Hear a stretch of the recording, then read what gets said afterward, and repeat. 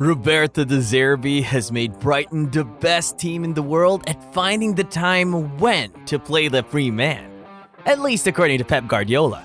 So Brighton is a master to have to pass the ball to the man free, but when have to pass the ball to the man free. And this is the best team in the world, the best. Actually, in a recent press conference, Guardiola named De Zerbi as one of the most influential managers in the last 20 years. And coming from someone like Pep, that's quite an achievement. But what is it that makes Brighton so good at luring out opponents to press them, only to play the ball easily past them to another teammate? We'll try to explain this in detail and show you some of the good video examples on De Zerbi's principles of play. So stick around to the end, and we might teach you some details you weren't aware of when it comes to positional play. Many of you might be familiar with what Pep meant when he refers to the free man. But for those of you that don't, not to worry, we'll quickly explain it. In short, the free man is a player that can make progress if he receives the ball, without anyone in his direct way forward. Something like this. Red player A can easily move the ball towards the goal without any opponent blocking his path. Easy, right? Well, in football, it's never that easy. Usually the opponent will stop you by pressing you, which normally makes someone else the free man, like in this picture. The easy choice here, pass it to the free man. This is a positional advantage because the free player further ahead of the ball carrier is open to be played, and the opponent cannot defend him. Because as long as the opposing team doesn't mark all of your 10 outfield players, like when they have one more defender than you have an attacker close to their goal, the team with the ball usually has a numerical advantage. One free player, which is the best option to carry the ball forward, and the team in possession wants to give that player the ball. So to prevent the team in possession to always reach the free man, the defending team has to close the passing lane and at the same time press the ball, like in this picture. The red player behind the defender is still the free man. If he were to receive the ball, but he is not open for the ball carrier, he cannot be played, directly at least. Here's where the tool called the third man comes into play, and Brighton are extremely good at it. We'll explain that in just a second, but first, let's explain the difference between free and open. In this picture, red player B is open to be played, but is not the free man. In other words, he can't progress the ball without being stopped by the blue player, so he needs someone to pass it to if he were to receive the pass. And that's where the third man comes into play. The free player in this example is red player C, but he cannot be played directly. Player B, on the other hand, is open and can be played, but cannot turn. So the third man concept will be to play it to the open player who then lays it off to the third man. Up, back, through, as many call it. Marcelo Bielsa described the concept of the third man as impossible to defend, as it creates a cognitive overload for the defender. A defender can calculate a simple 1-2 between two attackers, but will struggle to find out a combination between three players. This is why Roberto De Zerbi always maximizes the chances for good third man plays, by the positioning of his team. This is also the reason why he uses 2 pivot points instead of 1, something that both Guardiola and Mikel Arteta have done more this season than earlier also. So before we move on to the point Pep made about when to find the free man, let's take a look at some of Brighton's strategic solutions and how it gives them an advantage. Here we see Brighton baiting Southampton to press the center backs. As soon as the first line of pressure comes up, the 2 pivots readjust their position. One is open but not free. The other one is not open, but free if he receives the ball. Therefore, Caicedo doesn't run to become open for the passer, as long as he can receive the ball as the third man. This is so difficult to defend because Southampton's defense are put in a constant dilemma. Should they jump up to press or cut off the passing lane to the player behind them? Brighton is positioned so that Southampton can't do both at the same time. Another example, this time playing out from the back with the goalkeeper in the game against Bournemouth.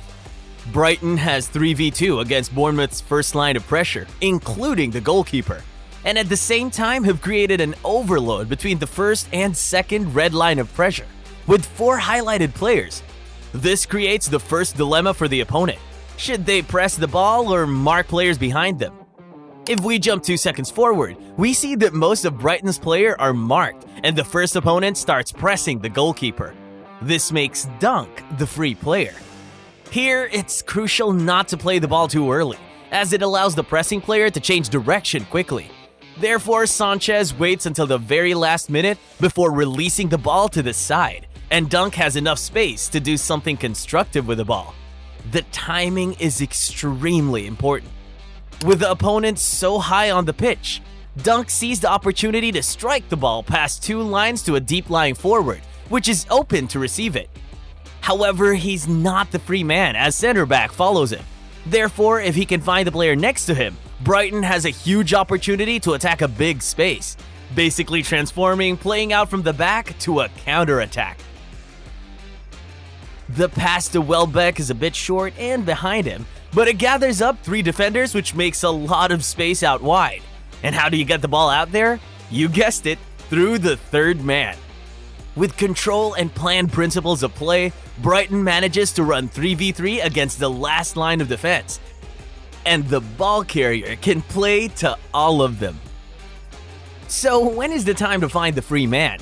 I think it's better if you hear it from Guardiola. They don't pass the ball after the movement of your opponent. When the moment the opponent moves, I move. Basically, the opponent has the answer. Brighton doesn't move the ball, they move the opponent. How many times haven't we seen the Seagulls play a simple pass back and forth until the opponent jumps out to press them? When that happens, the opposing team leaves space behind his back. That's the space Brighton wants to make use of. Even better if the next line also jumps, so that they can play past that as well. When they can face forward and run with the ball, then they switch tempo. The question for the players around the ball carrier is, what does he need? If he's alone with no opponent around him, then it wouldn't be necessary to run towards him. Let him have space to move forward, make a run forward or in behind. But when the opponent presses him, he needs teammates closer. Caicedo is a master of this, adjusting his position perfectly to what the opponent chooses to do. This movement also attracts opponents around him, resulting in a bigger space for other players. How can teams respond to De Zerbi?